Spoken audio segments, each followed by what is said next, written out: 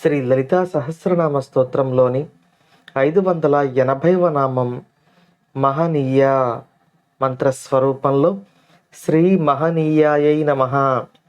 మనం ఇంతకుముందు నామాలలో అమ్మవారిని అక్షర స్వరూపిణిగాను, మహాకైలాసంలో తన పతితో చేరి లాస్యమాడుతూ సకల లోకాలను ఆనంద పారవస్యంలో ముంచే శక్తి స్వరూపిణిగాను కీర్తించుకున్నాం. అటువంటి మహాశక్తి ఈ నామంలో మహనీయ అని వసిన్యాది వాగ్దేవతలచే కీర్తించబడుతోంది.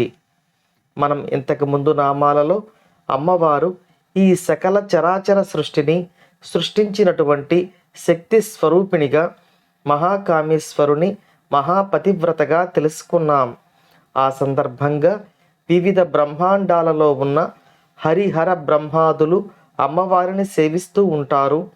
ఆయా బ్రహ్మాండాలలో ఉన్న సకల దేవతా సమూహాలు అమ్మవారిని పూజించి ఆవిడ అనుగ్రహంతో ఆయా లోకాలను పరిపాలిస్తున్నాయి అని తెలుసుకున్నాం. అటువంటి శక్తి స్వరూపిణి అయిన తల్లి ఈ నామంలో మహనీయ అని వసిన్యాది వాగ్దేవతలచే కీర్తించబడుతోంది. ఈ నామంలో మహనీయ అనే నామానికి అర్థాన్ని తెలుసుకుంటే పూజింపబడినది, పూజింపతగినది అనే అర్థాలు వస్తాయి.